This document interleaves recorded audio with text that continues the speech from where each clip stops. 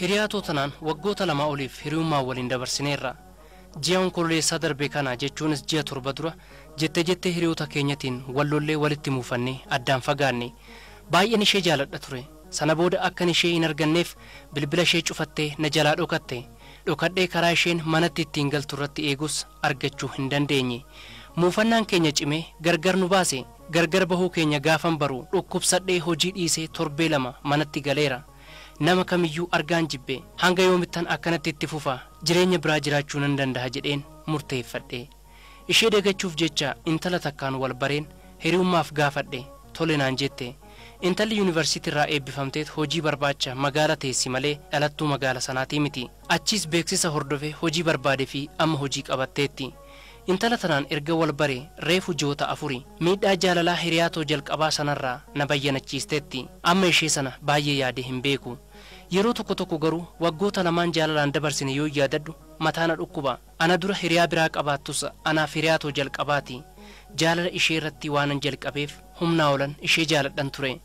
Jetteen addaan nu baasee onnee koo na madeessee ture. Intalli ammaatuun garuu madaa koo kan hunda na dagachiistee jirti.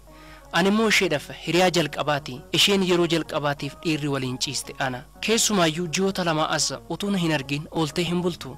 Yoon tasa sababa hojiif jedhee bor walagarra jedheen halkan sana bilbilaan boo'aa na haasofsiisaa bulti.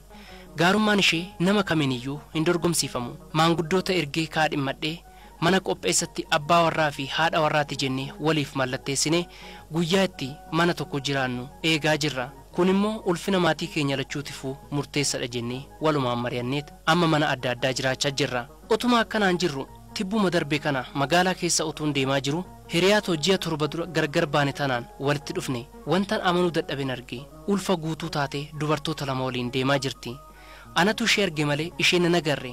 Duubatti deebi'een dhokadhee isaan dabarsee duuba qajeele. Hiriyoota ishii kanaanis yeroo gargar bahan takka duuba dhaqeen fiigee itti qaqqabeen intalli tun intala eessuma kiyyaati.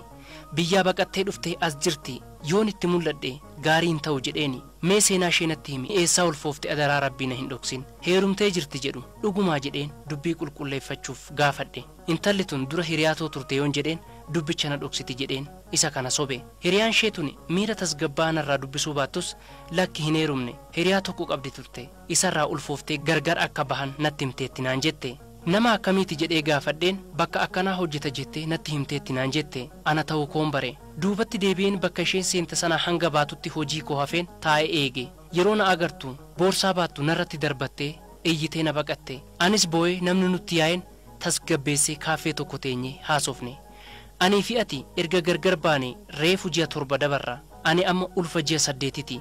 Daa'imni garaatti baadhu kun keeti. Ergansiin gargar bahee dhiira waliin shayiyyuu dhugee hin beeku jettee boo'icha ishee itti fufte.